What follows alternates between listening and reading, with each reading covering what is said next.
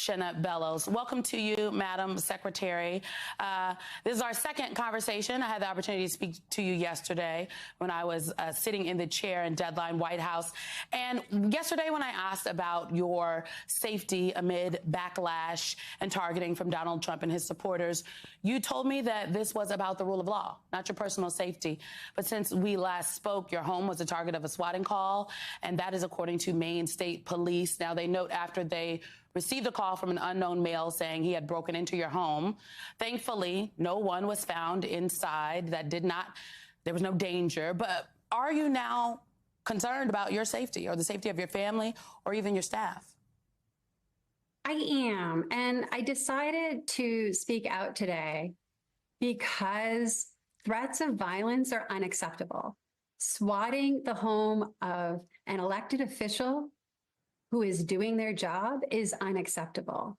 And what my staff, my team have experienced, what they experienced all day yesterday was a constant onslaught of threatening communications. And that has to stop. You know, here in Maine, we've always prided ourselves on agreeing to disagree on issues of importance without threats or violence. But unfortunately, we've seen an escalation of the rhetoric, and that needs to stop. Madam Secretary, then what steps are now being taken to ensure that these threats don't impact your ability to serve the people of Maine? And I will note for our viewers who may not be aware that the ex-president posted on his social media site a link to your address, your phone number of your offices. What is being done to mitigate any harm that could potentially come you all's way?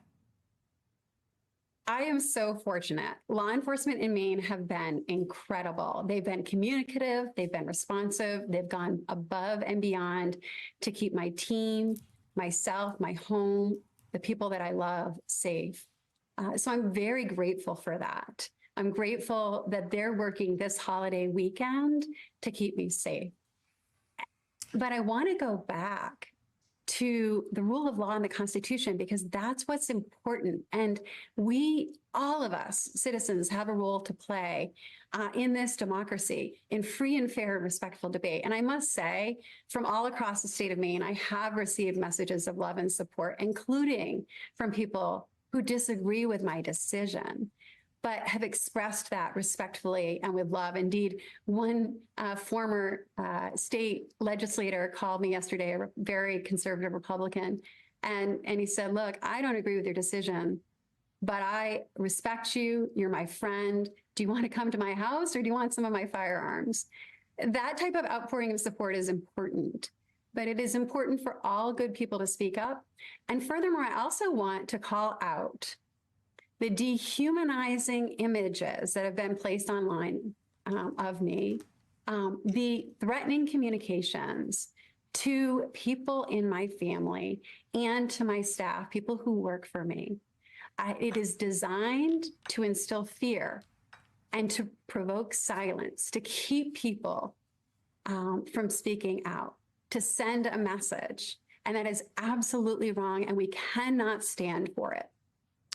Madam Secretary, I am struck by the call you received from a conservative state legislator, given and that, you know, the answer was not former state legislator. Pardon me, yes, former state legislator. And the answer was to offer you, you know, comfort and support and firearms, but and not necessarily call out some of the bad actors in, you know, that representative's own party, like the former president, who has targeted you, or even folks like Maine Republican State Representative John Andrews, who recently filed a motion to have you impeached. I want to play a clip for you from him right now. With this edict, Shenna Bellows has unilaterally disenfranchised 300,060 Maine voters with this partisan move. Our nation is a republic. Maine is made up of citizens and not subjects in the duchy of Shenna Bellows. What's your response to the impeachment motion and also the claim that this disenfranchises voters in your state? So first, let's just take this absurd motion. it's absurd. Particularly, you don't impeach someone for doing their job as directed by the Maine state legislature. And keep in mind, for viewers at home who may be new to the issue, Maine is unique in that the Maine legislature, under Title 21A, it's our election laws, has a specific procedure. So I qualified Trump for the ballot based on his petitions and his signatures. And then it was registered Maine voters who have the right to do that under Maine law. 5 of them, 2 former Republican state senators, Kimberly Rosen and Thomas Saviello, and the former Democratic state senator quoted on your show earlier, as well as 2 citizens. They brought that challenge, and under the legislature's directive to me, I must hold a hearing within 5 days, which I did. And then I'm required by the law to issue a decision on that hearing within 5 days of the conclusion of the hearing proceedings. That is my obligation under the law and under the oath I swore to uphold the Constitution. Now, and you mentioned this earlier, but it's really important. I, in my decision, suspended the effect of my decision for the appeals process to the court to be carried out, because that is the process and the rule of law under our state. So to impeach me for doing my job and following the law here in Maine is absurd.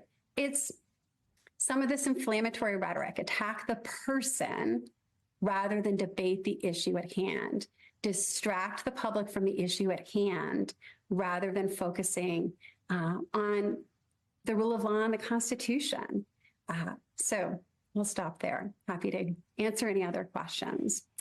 Well, Madam Secretary, along the lines of the rule of law, then, I guess my question is, how is your office going to prepare for what is next, right? You are now potentially facing an impeachment inquiry. Something has been introduced. Maine's primary election is going to happen in March. It may take time to determine the outcome of the appeals process.